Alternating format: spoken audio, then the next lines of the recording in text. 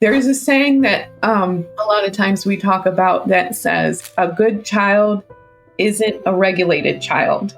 When a child isn't speaking, they're not sharing their emotions, they're just kind of giving in to whatever situation is going on. They are also dysregulated. They are trying to almost hide so that the parents are not getting even more overstimulated. All right, everybody. Welcome back to Flip Your Mindset. I am your host, Stacey Uhrig. I have a repeat guest with me today. It is Lisa Ramos. Now, Lisa came on a couple of podcast episodes ago to talk to us about her Trauma Informed Institute. But one of the things that we realized both off camera and on camera is that we really had a lot of commonality and thought processes on what it means to be a trauma-informed parent and what trauma-informed parenting looks like. And this is something that's super near and dear to me. It's something that I feel all parents should be doing. And it's something that I really started doing when my kids were in middle school, when I started to understand maybe some of the ways that I was parenting was not being effective. So I asked Lisa to come back for two reasons. Obviously, she's incredibly trauma trained and trauma informed. If you are not familiar with her original episode, you'll see the link of it in the show notes. But she has an amazing story where she really kind of broke down and then broke through and rose up from the ashes. But Lisa also has 8 children that range from ages 28 to 9. So she has a lot of parenting expertise. And I'm sure that no one of those children are alike. So I just thought it would be so great to come on and talk about what trauma-informed parenting is. So Lisa, let's just start there. What does trauma-informed parenting mean to you? Yeah, so to me, there's a two-sided view to trauma-informed parenting. Personally, I feel like one of the biggest things that we can do as parents is be aware of what we have gone through and what our coping strategies are. Because a lot of times we can get triggered by our children when we don't realize it. Sometimes their behavior can seem maybe more extreme to us if we've gone through certain types of trauma. So on one side, I believe trauma-informed parenting is understanding our own past, our own experiences, our own coping strategies, and what we've gone through. And then knowing the techniques and maybe areas where we can possibly get triggered so that we can identify them in the moment and not react to our triggers as if they were our children. So that's one side, understanding ourselves. And then the other side is understanding our children and what they're going through. And they don't have to go through a major trauma to have changes in behavior, in emotion, in reactions, and just understand that their nervous system needs us to co-regulate. And so understanding their behavior, their actions, their reactions, and their choices, and how that applies to them as a child, so that we can parent from a place where the children feel safe, heard, and supported. Yeah. I know what this means. You know what this means, but I'm always trying to be in the seat of the listener. Right. So let's talk about the term co-regulated, right? Because Okay. we throw around these terms like it's, we're talking about yesterday. But that's not normal vernacular for someone who maybe is not inside the trauma space. So let's define co-regulation. How would you define that? Sure. So children are incapable of regulating their own nervous system. So what that means is that a child who is experiencing maybe even just too much stimuli, maybe there's a lot going on, there's a lot of noise, there's people around that they're not used to. It could be that they just had a hard day at school or whatever it is. whatever they're dealing with, their nervous system is actually incapable of regulating itself. An adult can regulate their own nervous system, but a child is not capable of doing that. So a child relies on us or an adult or really anyone, something else to co regulate them. So, what that means is if a child is overstimulated or stuff has been going on, there may be a little stress. A parent can come with a regulated nervous system, a nervous system that is kind of balanced. They're not frustrated, they're not stressed out. They can come and even just sitting next to a child who is not regulated will start to down regulate the child so that they can then go into a state of peace and calm again. So children are co-regulating on a regular basis. And if they don't have a parent to help co-regulate them, they will find a friend or another adult or sometimes even a pet. Like if you have a dog can kind of help co-regulate a child as well. Let's talk about, because again, I'm trying to I always try to break this stuff down, right? So regulated, dysregulated. So Yeah. let's just talk about what that means to make sure everybody's on the same page. Regulated, in my space, if I was working with someone one-on-one or in one of my courses, I would be introducing something like the window of tolerance or the window of capacity, right? Or I also use something by Ruth Culver called the Survive Thrive Spiral, where we can visually see what it looks like to have space within us where we are calm, cool, collected, connected, Mhm. and we have the capacity to cope. Yeah. When our window is narrow, our capacity to cope is less. And we either pop up into this very dysregulated hyper state, which looks like overwhelm, anxiety, chaos, or we go down to the hypo state where we are disconnected. Right. So we're looking, when we talk about regulation, we're talking about someone being able to hold space for someone else. So what happens if a child comes home off the bus and is walking into a home where mom or dad or caretaker is not regulated? That is likely going to cause the child to go either up, like you just said, or down. Right. So their coping strategy is going to, well, let's kind of take a step back. When a child doesn't have a regulated space, they are going to develop coping strategies. Right. Sometimes those coping strategies are healthy, and sometimes those coping strategies, more often, they are unhealthy. So, a child coming into a home that maybe is not regulated, the parents are maybe on edge, whatever is happening within the home, the parents just are not in a space where they can welcome that child in, let them talk about their day in a calm way, and then move from there. In that environment, the child will either they're going to appear to act out, or the the parents may say they're seeking attention, or something like that. That is that hyper arousal.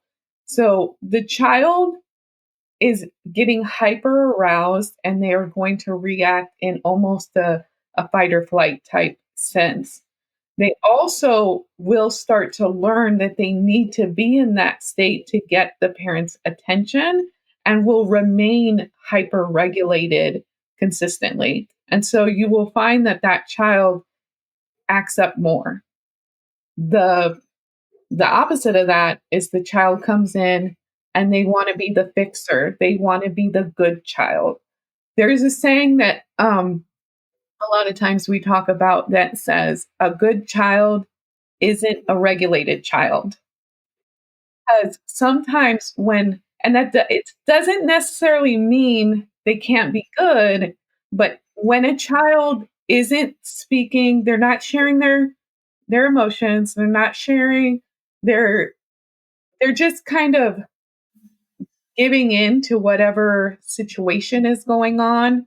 Maybe they come in and they go and they even sit next to the parent and try to like comfort them, or maybe they go off in their room, or they are never giving information about what's happening with They're not them. connecting. They're not connecting. That is, they are also dysregulated, and that is their coping strategy because they are trying to almost hide so that the parents are not getting even more overstimulated. Truth. And so, where does self soothing come into all of this? We often hear about the term self soothe. Oh, they just don't know how to self soothe, or they need to learn how to self soothe.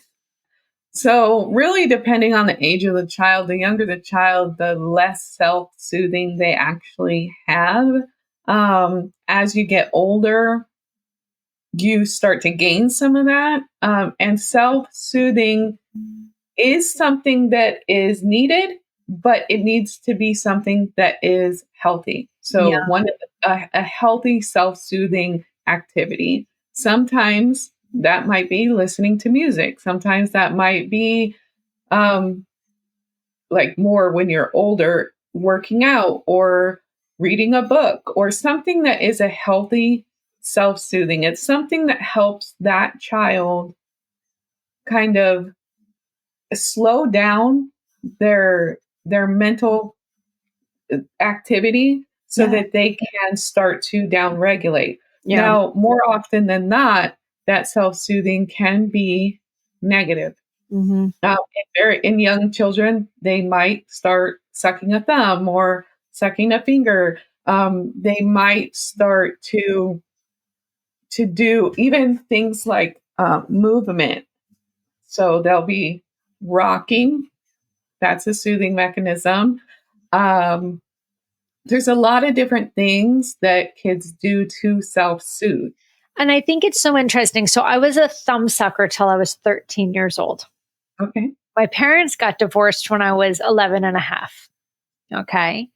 And so, I go back to thinking about sucking my thumb Mhm.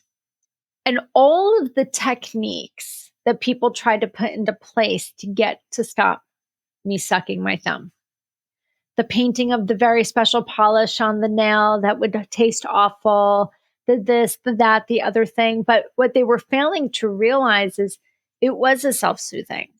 And Yeah. so, unless you, as the parents, change the environment for which I needed soothing, you're Yeah. trying, it's like you're asking me to then like get rid of my own internal Coping strategy. brilliant coping strategy that's I'm not out there in your face. I'm just trying to soothe myself, right? Yeah. And I think that kind of brings me to this book, not that he really talks about thumb sucking in the book, but this book that we were talking about earlier, which is called What Happened to You? And it Yeah. is by Dr. Bruce Perry and Oprah Winfrey. And what I really love about this book is many things. Number one, it's just a conversation between the two of them. So some of the text is black, some of the text is blue, and you're just watching a dialogue the entire book. If you listen to the book on Audible, it's like an 8-hour podcast, basically. What they're talking about is it's a brilliant title. What happened to you is we're so fixated on how kids are showing up, the Yeah. behaviors. And we're Yeah. constantly trying to change the behaviors, but we're never asking what happened that this became the brilliant coping strategy for you. So good. It's So good. so good.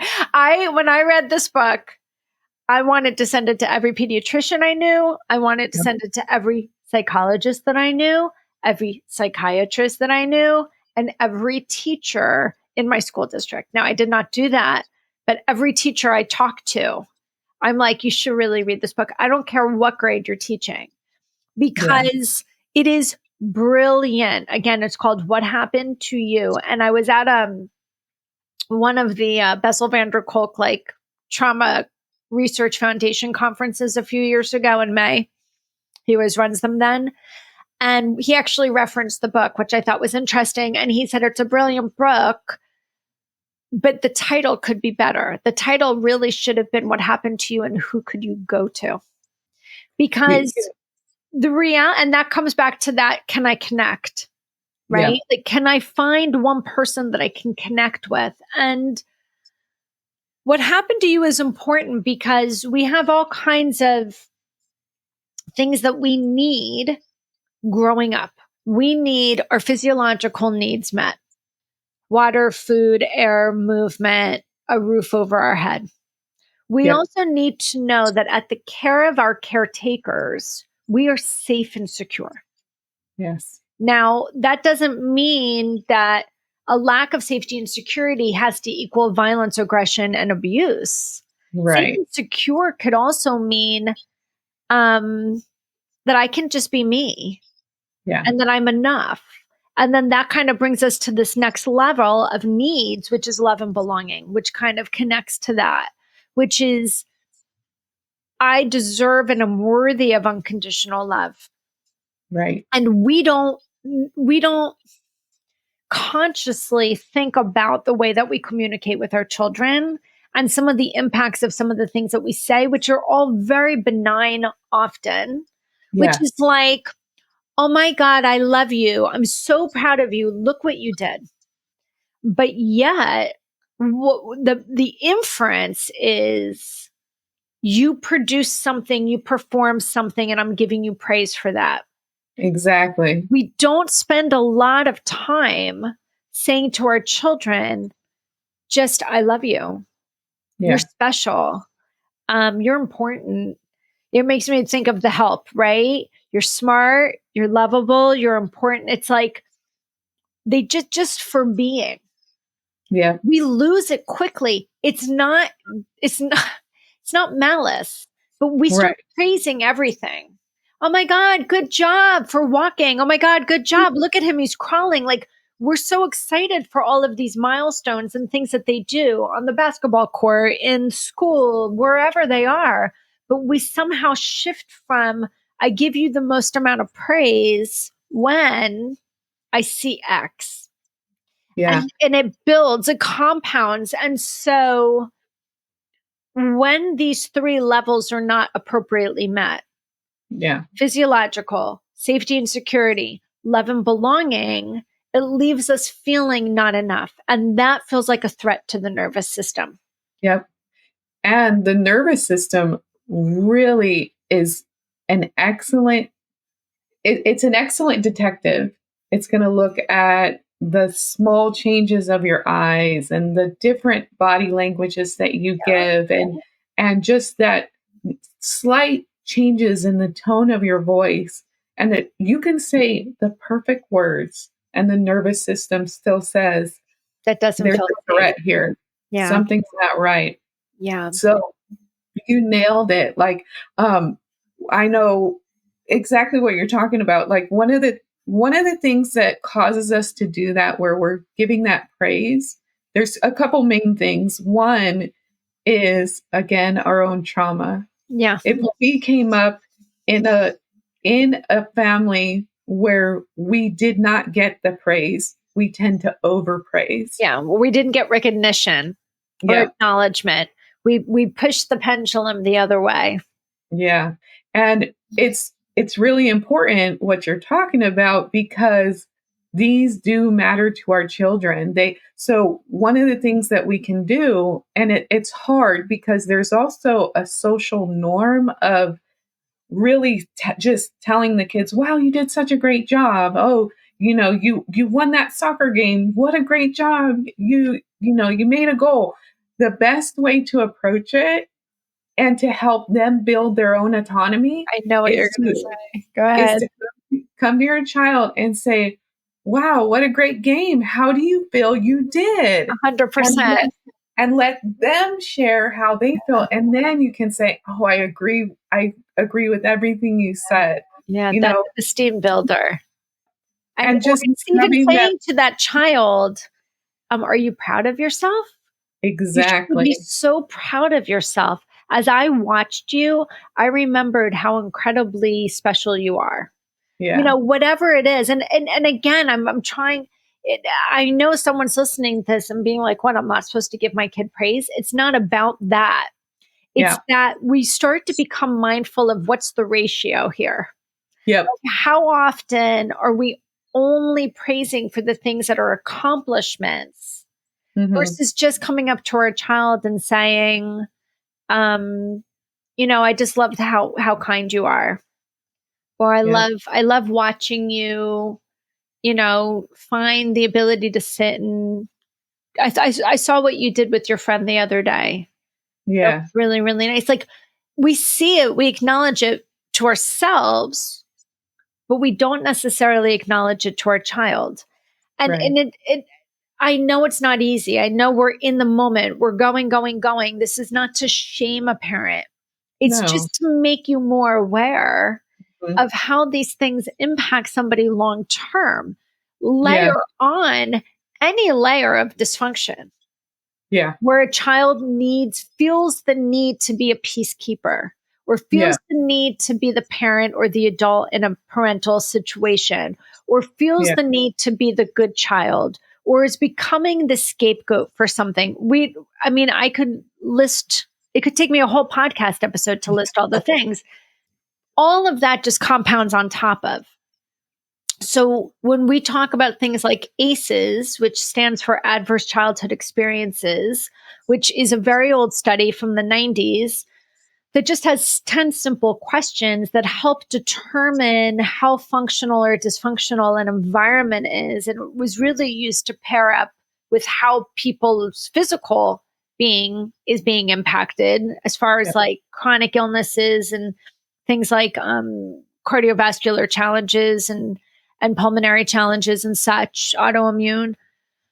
But the questions are things like, do you have a parent in prison? Did you ever have a parent that left that was never able to come back? Did you ever have a parent that died all before 18?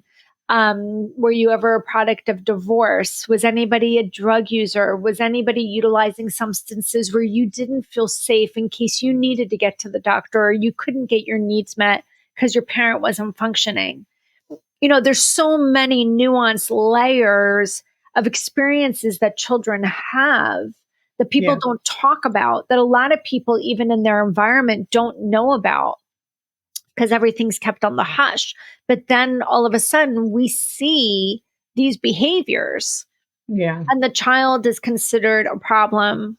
The school's having a problem with the child's being disciplined, Yeah. you know, suspensions, expulsions, detentions, when all really what they need is for somebody to sit down and say, and build an attunement and a safe place for the child to feel like actually there is something going on.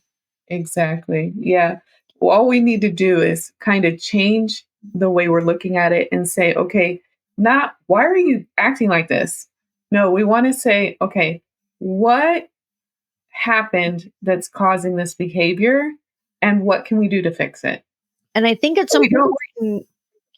it's important for people to realize nobody's aggressive or has these behaviors for no reason. They just Right. don't. We're not built that way. We're not built for disconnection. We're built Yeah. for connection.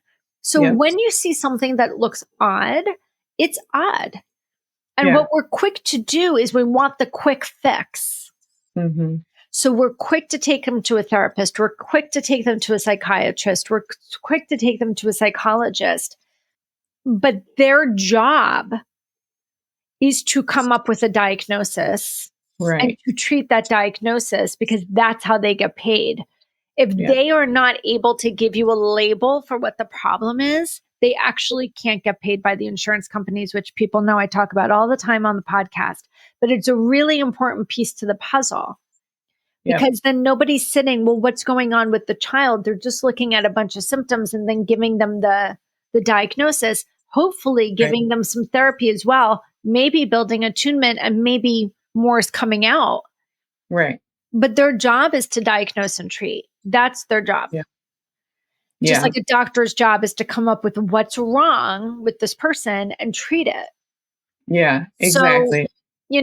there's a misunderstanding there. When you are a trauma-informed parent, the difference is you're going to look at a child's behavior and start with what is going on, not from a judgmental point of view of like, what is going on with this kid, but Right. more of a curiosity of what am I missing? Yeah. What do they need What is going right on now? where a need is not being met? Yeah, because children's needs change over time. And I think it's Mhm. important to just mention that parents typically are trying the absolute best they No can. doubt. And it's literally just a shift in the way that you're perceiving the information that can make such a huge change in both the parent's life and the child's life.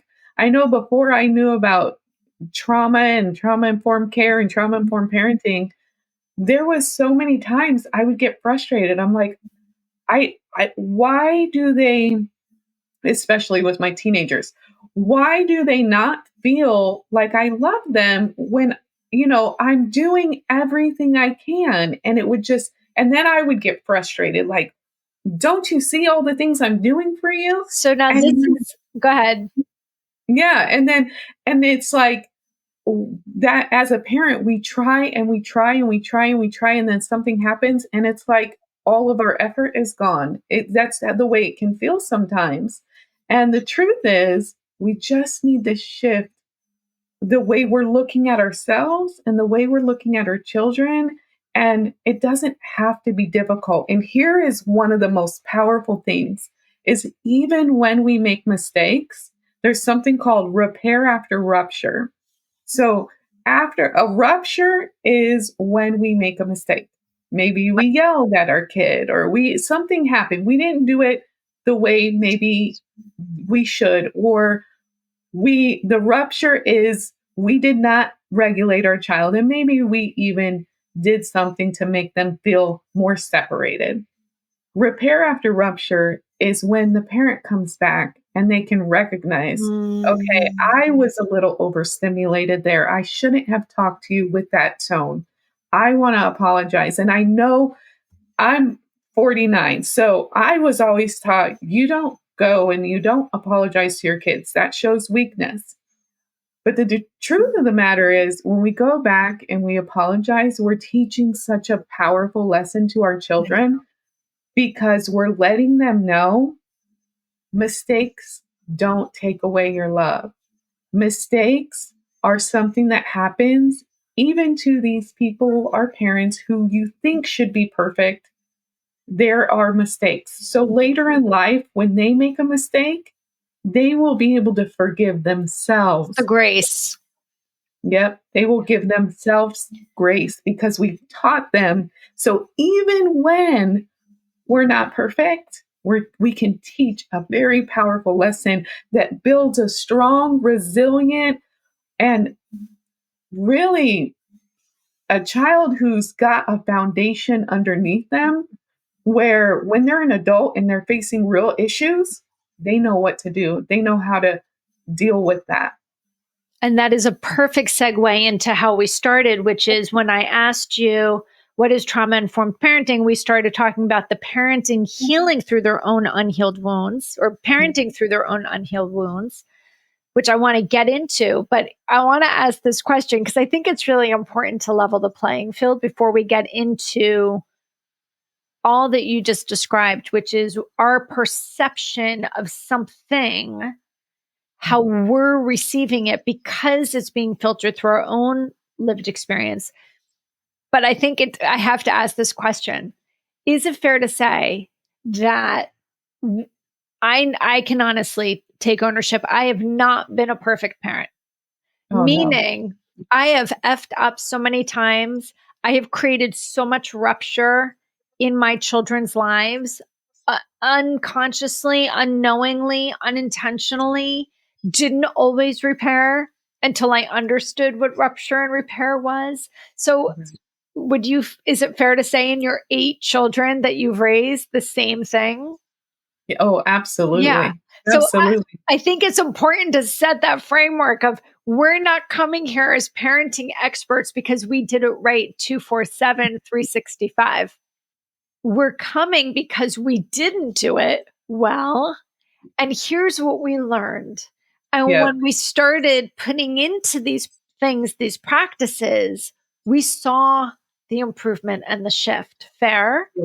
Yeah. Very, very. Yes. So I think That's it. it's really important that we set the stage that typically those of us who are practicing what I'm going to call trauma informed parenting, we did Mhm. not do this from out of the box. We Yeah. did this through painful lived Yeah. experiences of trying to figure out how to fix something within our home and took a moment to look inwards Yeah. and said, what's my role and responsibility in the discord that is happening here? Yeah. And how am I parenting through my own lived experience as a child where I'm either overcompensating or I'm still playing the same playbook that didn't work for me, right? So Yes. let's segue over into what does it even mean when we say that we are parenting through our own unhealed wounds? What does that mean for you? Sure. So first, I want to just quickly say, because you had mentioned all of that, and I just want to quickly say that there is no such thing as perfect parenting. None. No one will Doesn't ever be exist. a perfect parent. So trauma informed parenting is not the goal is not That to be doesn't mean perfect. it's perfect. Yeah, it doesn't mean perfect. There is no such thing. We are human beings Yeah. raising human beings. And And we're imperfect. yes, and we're imperfect. You And know, it's everyone funny. My kids are 21 and 16, and I'm okay. the oldest of four children. So in my personal family unit of four, I'm one of four. It goes 21, 16, 16, and then there's a gap, and it goes 8, 6, 3, and under one. Okay. As far as like my siblings and I and our children. And my younger siblings will say to me, how can I prevent trauma in my child's life? Yeah. And I was like, oh, yeah, no, you can't. Yeah, no, you can't. But the goal is to have a strong enough relationship with your child where if the trauma is outside of the home, they can come in and feel safe enough and secure enough to be able to share with you. That's what happened to you and who could you go to? Yeah, yeah. On the flip side, if you are the one that's creating discord, what I'll say to my siblings is you're going to mess up. You're not going to parent perfectly. It's not a sustainable, attainable, achievable Yeah. thing. You can do your best, but we're all going to screw up because to your point, we're human. But Mhm. when you create the rupture, and I see the rupture as a bridge from Yeah. me to the next person, right? We have two Yeah. kinds of bridges, guys. We have an internal bridge, which comes into ourselves. And then we have an intra bridge, which goes out to somebody else. So Yes. when we are rupturing that intra bridge to somebody else, it's taking the accountability and the ownership of, I messed up. Yeah. In retrospect, I said this or I did this. And if I could reverse course, I would rather have done it this way. And I think the most important part is because between the ages of 0 and 9, 0 and 11, depending on the study, no matter what happens, the child internalizes it as it must be me. Mom's Yes. off the No. handle, I must be me. Dad's not paying attention to me, it must be me. So and so's drinking too much, must be me. So Yeah. when we can take ownership, the goal is to get the child to understand and accept you didn't do anything wrong. There's nothing that you did that caused that. That was me. Yeah. That is what leads to repair. So again, segueing into the parent Yeah. informed trauma informed parenting through the unhealed wound. Yeah. Yeah. So when we have unhealed wounds, so many of us do, because now there people are more aware of trauma. Yeah. But back years ago, people were not as aware. And so we didn't recognize trauma. We really didn't give it the value that it deserved. It's just the way life was. And so Right. many of us have wounds. If we don't have a way to heal when the issue is happening, then we will continue to carry those wounds and we will create coping strategies. Right. So when we parent through those wounds, what that means is that it is influencing how we parent. And that is broad. There's so many different things that can happen based on our wounds, but some of the common ones are, we've kind of touched on them, where if we didn't feel that our parents saw us or appreciated us or gave us the accolades, maybe we tried something, we went and washed the dishes and they didn't say thank you, or whatever it was. Well, I'm just giving a very simple Sure. example, but um if we didn't feel like we were getting that encouragement, we will over encourage our Right. children.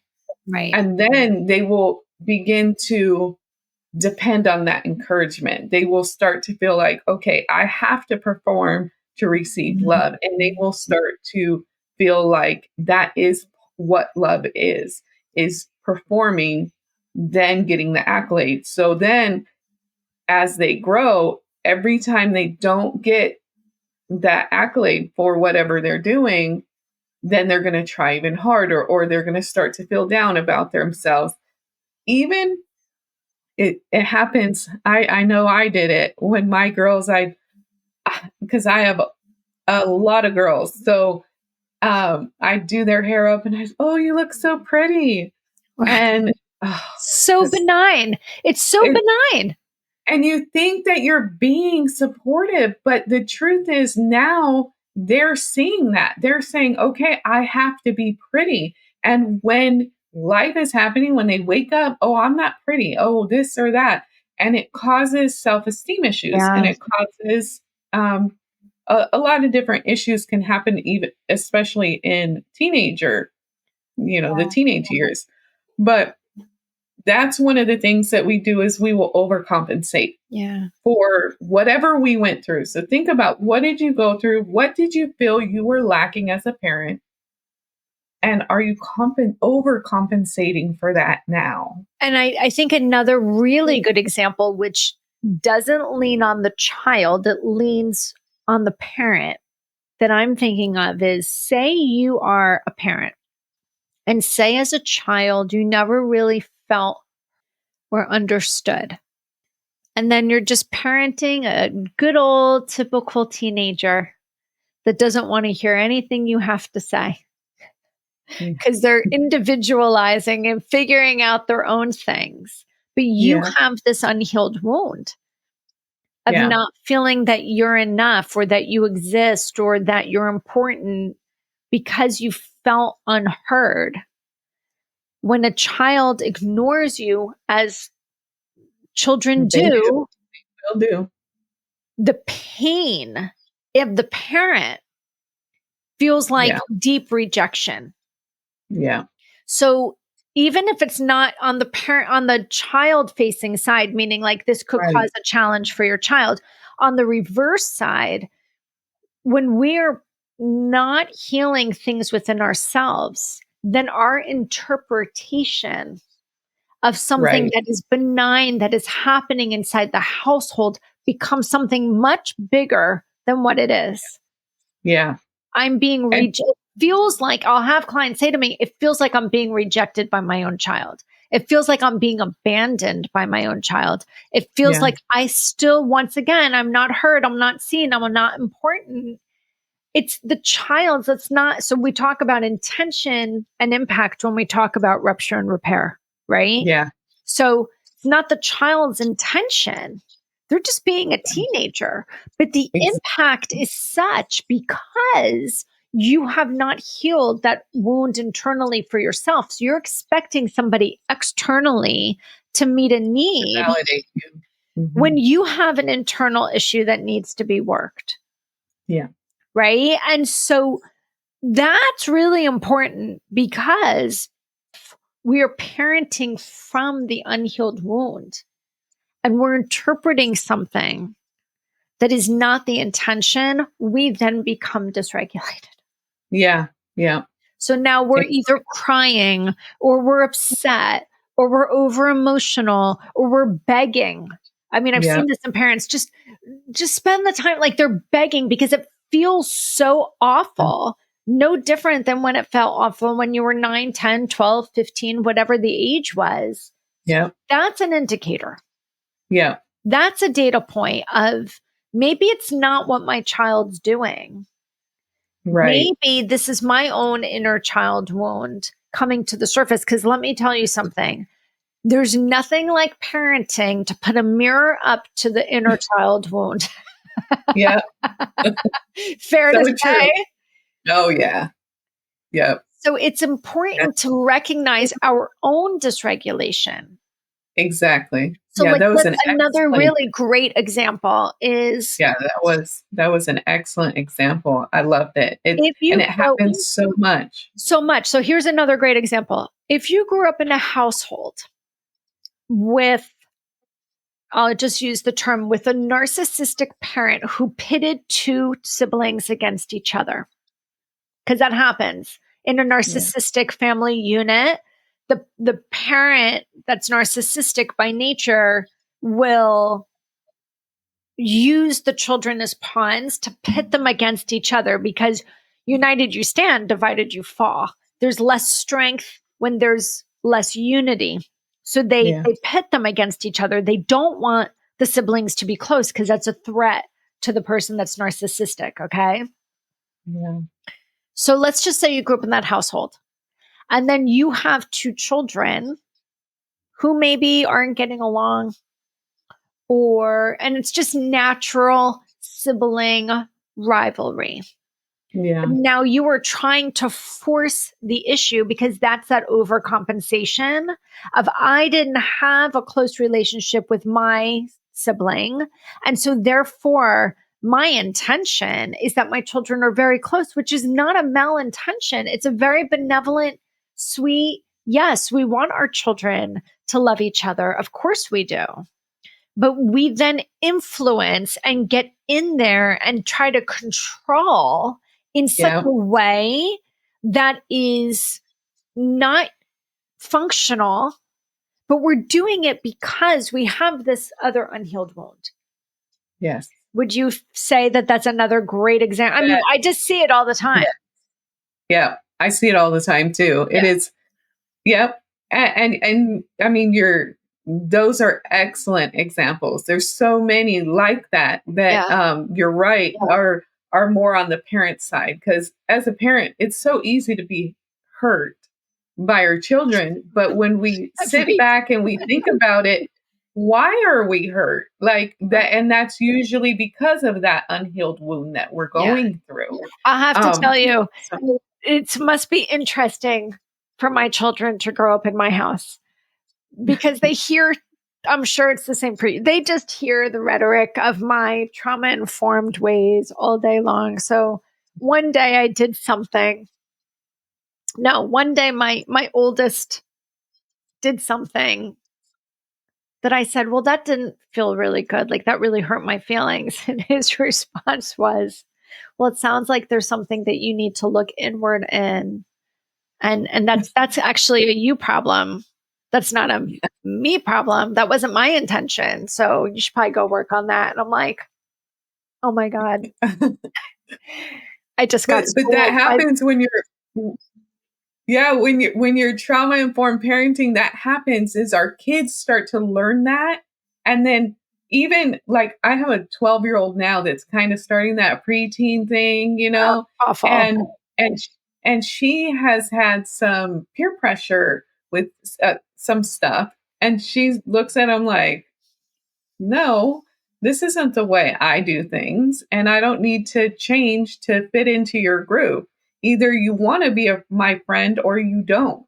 Yeah. There, and so, and I love hearing that because, but just like you, they'll say stuff like that too. My 9-year-old, she'll tell her teacher, the other day, her teacher was saying something, and she's like, I think you meant to say it this way. Because the teacher was kind of like correcting the class.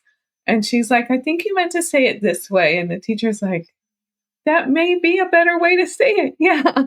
So yeah, I totally know what you're We talking about there. could probably do a whole episode on trauma informed education and trauma informed medical systems. I mean, everywhere we turn, it needs to be adjusted. And I know that that's a Yeah.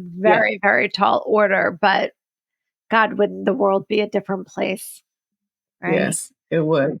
All right. This You is know, go ahead. something I want to, I thought of something while you're talking, and I Yeah. just want to mention it because I think it's really important for the listeners to hear is that children, if they have just one person Yeah. in their life that can co-regulate with them, that makes all the difference. So one thing I want to mention is that not everybody in their life is going to know about trauma-informed parenting or trauma-informed caretakers, all these different things.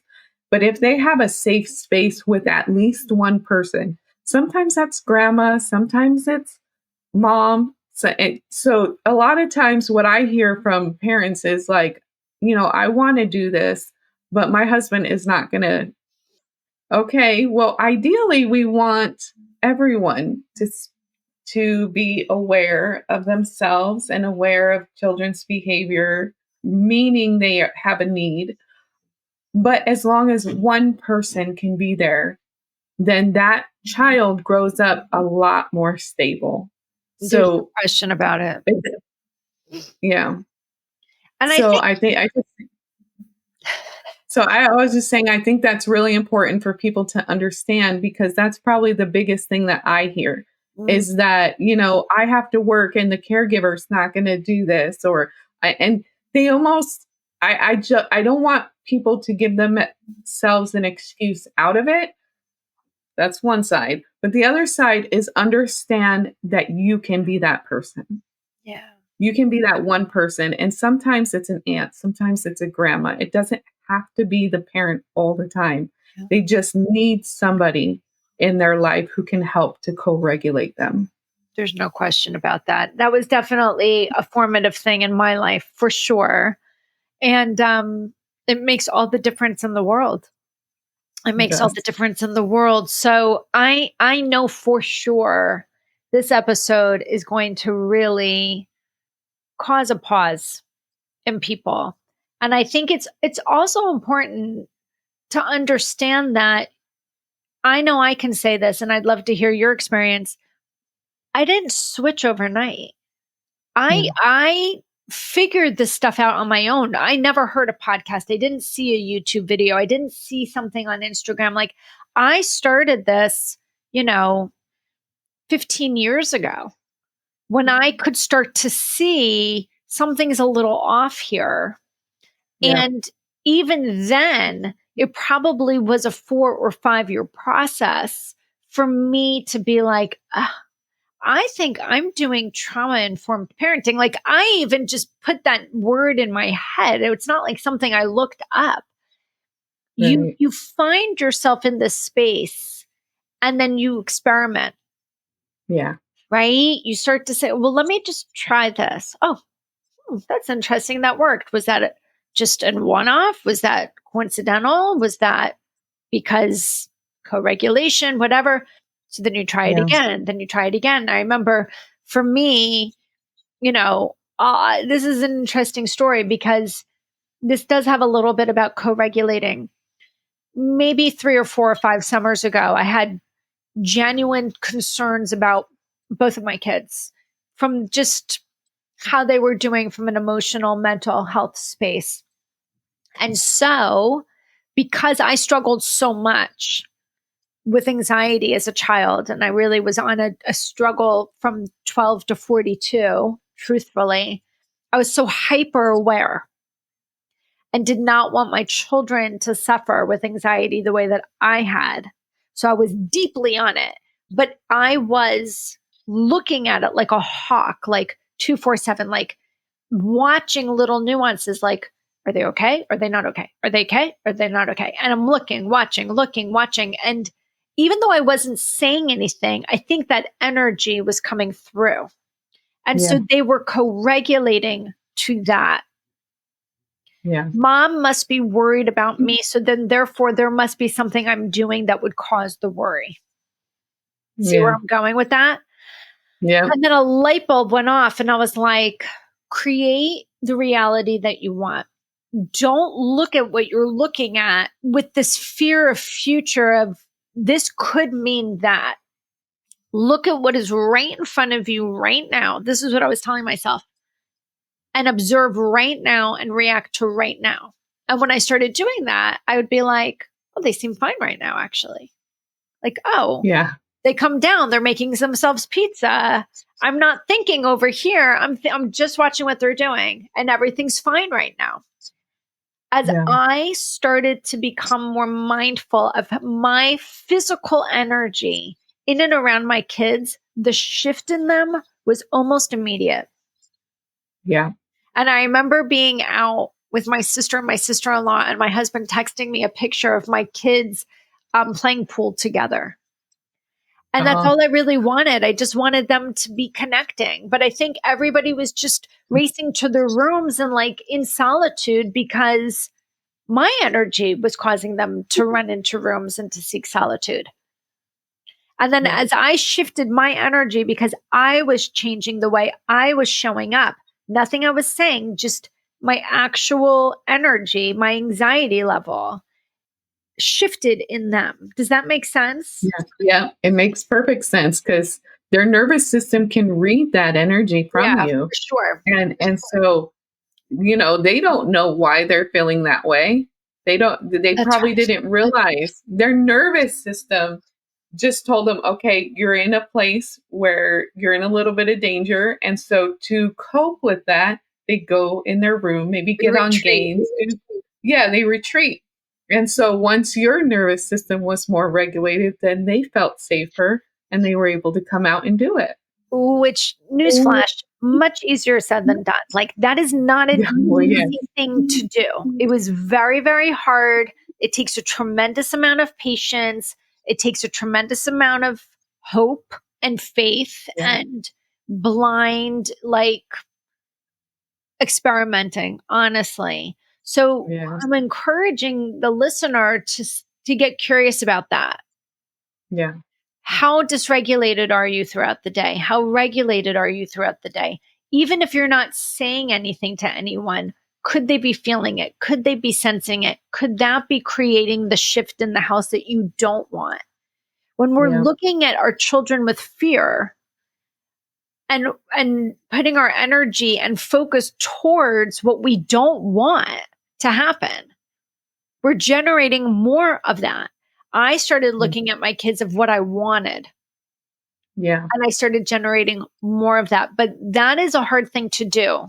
It I is. never want somebody to walk away and be like, well, she did it and I can't do it. So therefore I'm a failure. Like, that took Mm, time. It took practice. It took me working with other trauma trained professionals. Like, that was a whole season Yeah, yeah, of me practicing yeah. and practicing and failing and practicing again and having faith that it was going to work.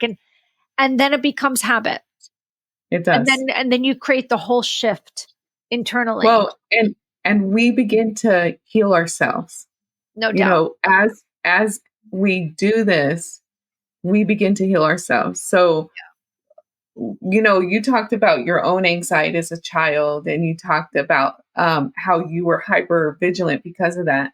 So, as you did that, you start healing yourself as well. And that's really one of the keys, even to trauma informed parenting, is we have lasting wounds from our own upbringing.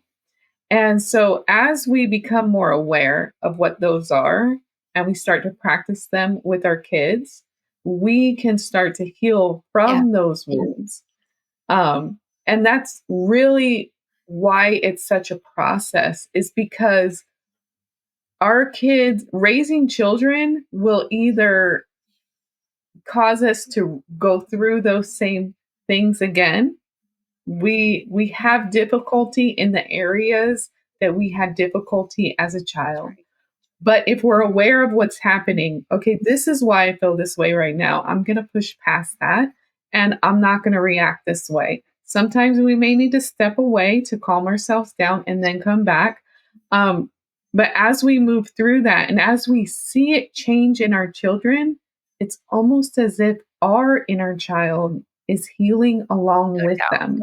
So we can almost reparent ourselves at the same time as we're parenting our children. Absolutely. And I think that's so powerful. It's so powerful. And it's so funny because I'll often get phone calls from people saying, oh my God, I heard this is what you do. Can you work with my child? And I don't work with adolescents. It's just, I'm not trained in it. It's not my cup of tea. It's not the space that I want to be in. But I will often say to the parent, but if you would like to work together, maybe we should work together, because either you're in an environment that's very, very stressful and this is causing everybody to be acting out, or maybe there's some unhealed stuff under the hood that's influencing and exacerbating what's happening inside the household. So, it's just so important. And I do think it's coming up more and more, especially in social media. You see these things on Reels where they talk about heal yourself if you're parenting. And the reason why is because of this entire conversation. We cannot heal what we don't understand. We cannot, this is really the important part. We can't place the burden on the child to be better, to adjust, to let go of their coping strategy. It's 100%. Not a behavior. And when we put the burden on the child, it creates more of a rupture. Yeah.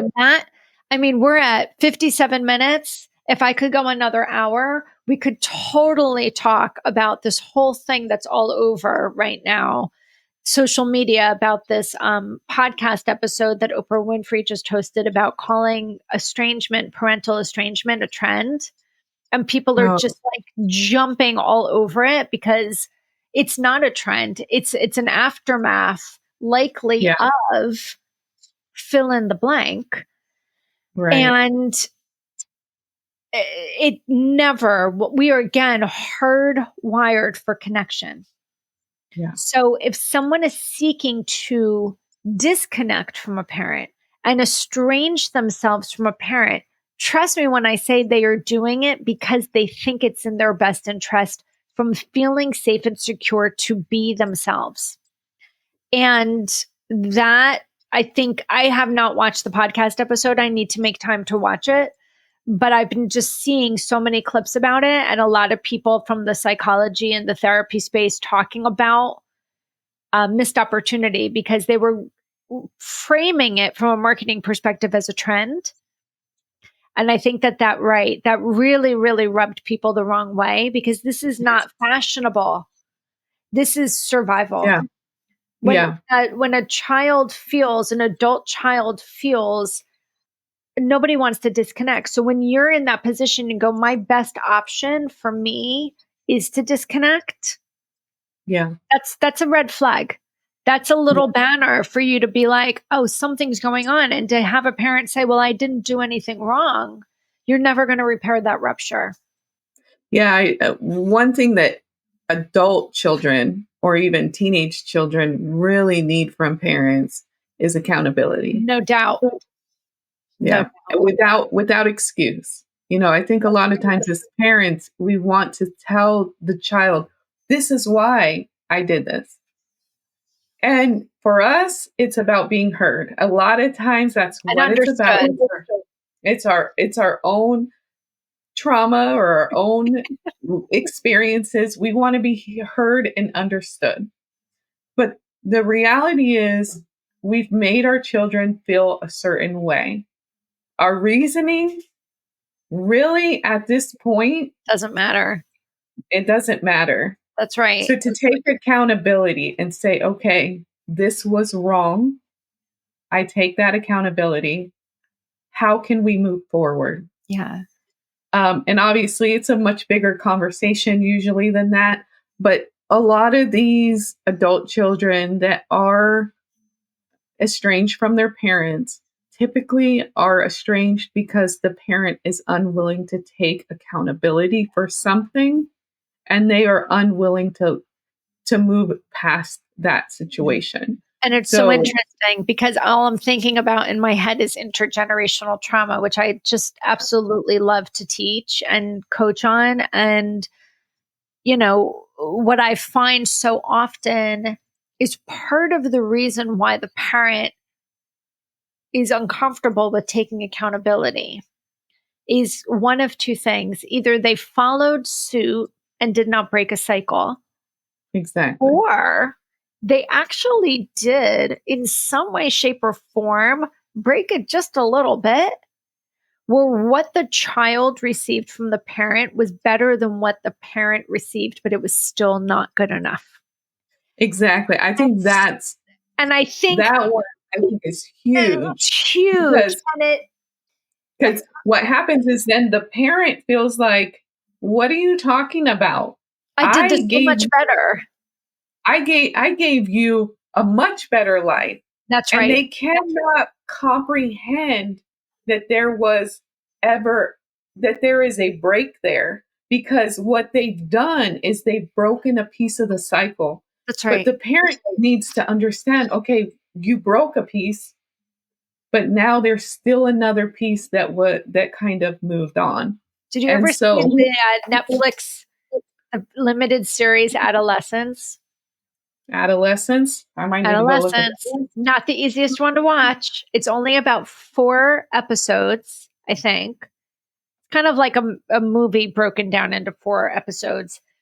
But you and I should have a little talk offline after you watch the last 10 minutes of the whole season, the whole series. Because what I saw that father do broke my heart, because it's exactly what we're just talking about, which was I thought I did better and it Yeah. still wasn't enough.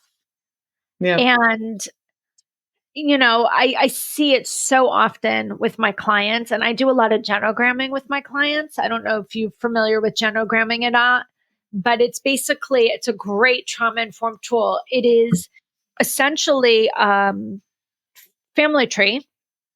You usually go 3 or 4 generations deep, because by the time you're at 4th generation, you're like a great grandparents, which a lot of people don't have access to.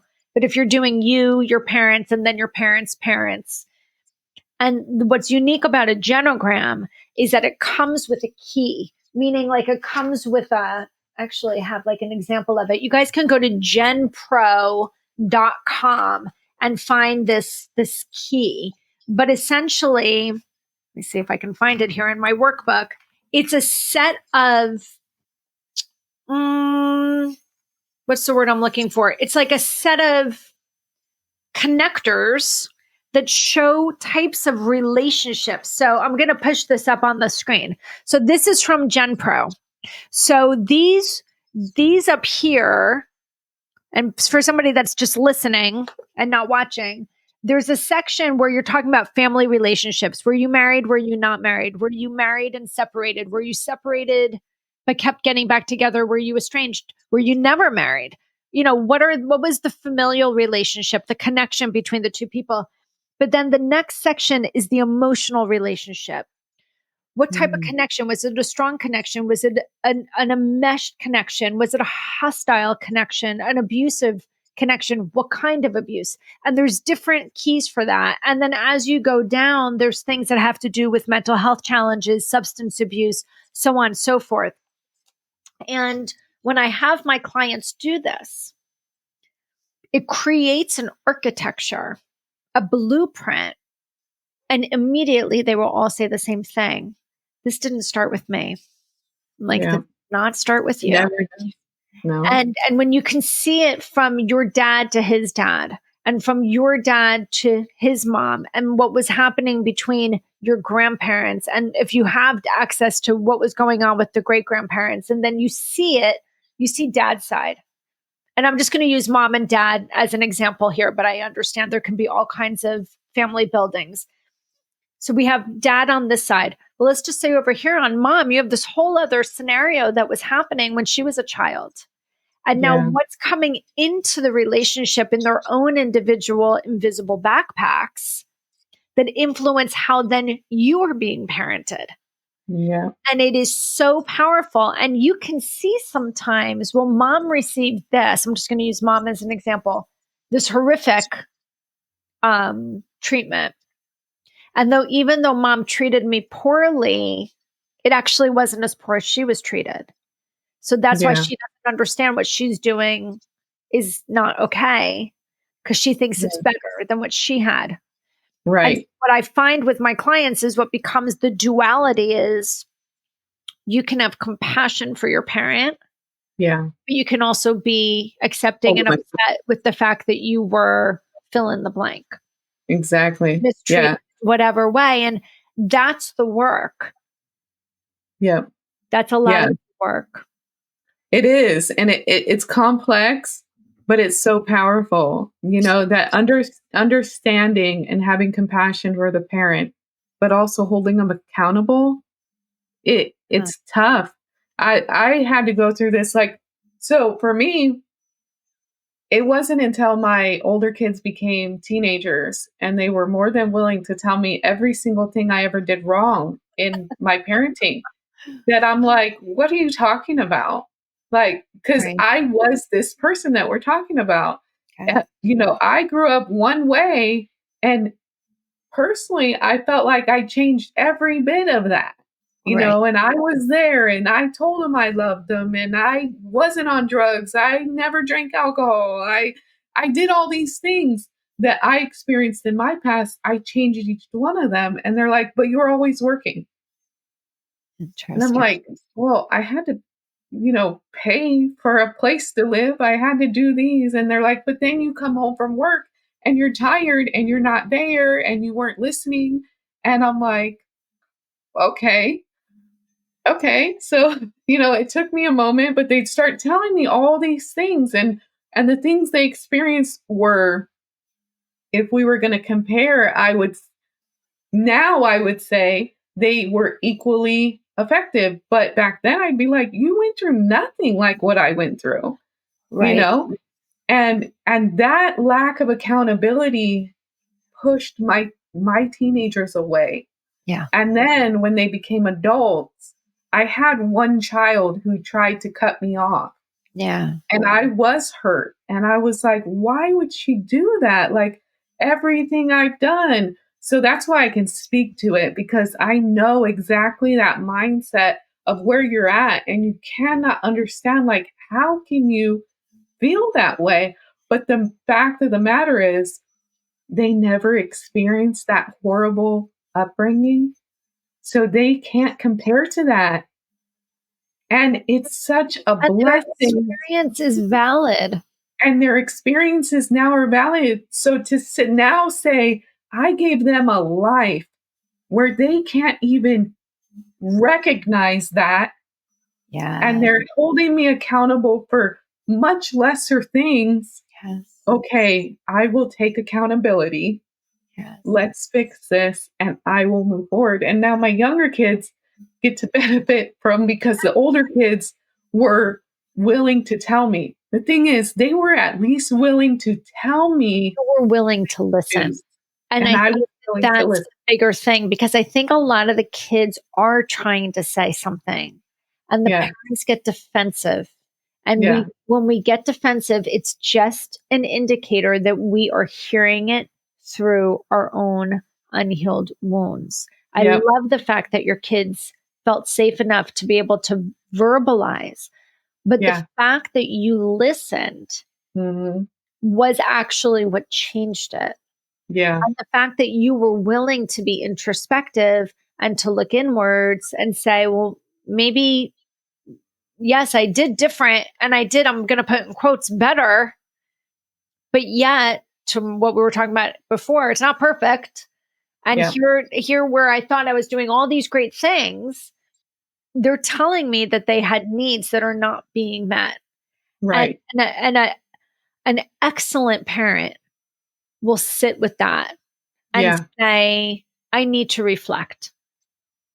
Yeah. I need to reflect versus you And, don't and know, that's you what, don't know what hard is, blah, yeah. blah, blah, blah, blah. And it's so easy to fall into that So because, because as a parent, I know when I was young, I had my first daughter at 21, and I was young myself, and I felt like I put in a ton of work. Like I felt like I worked so hard to give them what they got and fix what I fixed that they didn't see it. yeah, And it wasn't until I realized I protected them from that. They don't see it because I never showed it, because I never made them feel it. And so now it's just a matter of seeing them for them and not seeing my past in them. And gosh. it was so powerful. And then, of course, I went to different things. I went to classes, I took courses, I went in college classes, I did all kinds of things to learn, okay, how can I fix this now? And now I have a healthy relationship with every one of my adult children, including the one that tried to cut me off, who she had a hard time. I think it lasted 3 months, and then she called me because she was going through something, and she's just calls me, Mom, because she knew I was that safe place for her. And maybe she Even also saw that you were aware that you were getting introspective, yeah. getting curious. Yep. And like you, it's been over 15 years since that happened. But now, and it's like when they'd say, "Why did I feel like you weren't there for me?" My response was, "Because I wasn't." But And you I'm know what? sorry. I love that you could own it. And this is, I have said to my kids so many times, I know the rupture I created Yeah. and I didn't repair it at the time because I didn't even know I was doing it. Right. I'm trying to show you with my actions that I can do it differently now because I learned better. I knew better. I knew different. I'm just asking you to give me the grace to trust me. This is the key. Yeah. Trust me and allow me to try again and Yeah. show you, not tell you, I can do it differently.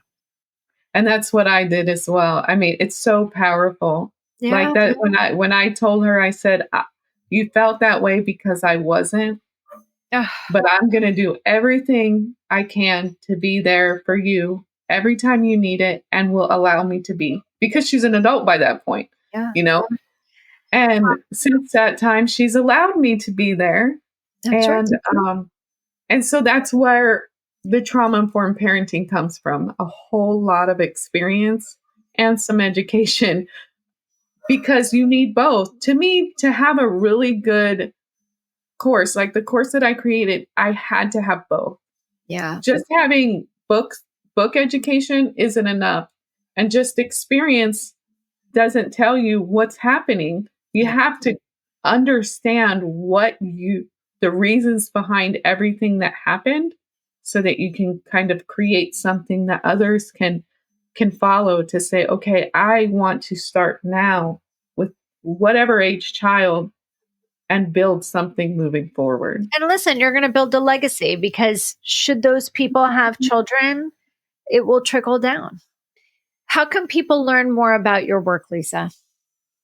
Well, trauma informed parenting, you can just go to Trauma Informed Care Institute /parenting. Yeah. Um, And what can they find there? currently I offer one course in trauma informed parenting. It is an in-depth course that will teach you to really analyze yourself, your own experiences, what where it might be showing up in parenting, and even relationship with maybe a spouse. Um, and then also how to recognize it in your children and how to change that. I do go in depth about repairing after rupture as well, because it is not something that might happen. It is something that definitely will happen. There's And no so it's question a about it. powerful, yeah, it's a powerful lesson we teach our kids to repair after rupture. Well, this has been a fantastic dialogue. I have truly enjoyed. I'm so glad I followed my gut to say, let's have you back on to have this conversation specifically about parenting, because I don't do enough of that on the podcast. I hope that everyone that was listening today can walk away with a little bit of information, but also the goal is not to create shame within of you. It's not to make you feel bad or to guilt you because you haven't done it this way up to this point. Neither one of us did it up this way, up to this point. It's very rare that somebody would start out parenting this way. You learn it because you bump up against it. You learn it because something happens and it's painful. You learn it because the way you're doing it is not working. So if you're listening to this podcast and it resonates, it's never too late to start. It doesn't matter how old your child is. It does not matter how old your child is. You always, always, always have the opportunity to go back and take accountability. So, Lisa, thank you so much for joining us today. This has been a very, very powerful conversation. And I truly, truly enjoyed it. Yes, thank you for having me. I always enjoy talking with you. It was a pleasure. All right, guys, you know the deal. We can't heal what we don't understand.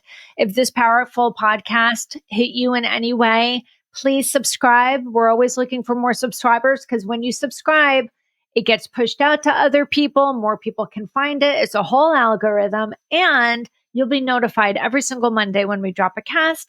And then if you think that you know someone that could benefit from listening to it, share it. And more importantly, if you can write a review, would love it, because all these systems, they rely on the sharing and the subscribers and the commenting to determine if they're going to push it out to someone else. So please, that's the way you can support this podcast. If it lands for you, do one of those things, do all of those things, whatever feels right for you. But again, Lisa, thank you so much for coming on today. Yeah, thank you. And guys, remember, you can't heal what you don't understand. Until next time.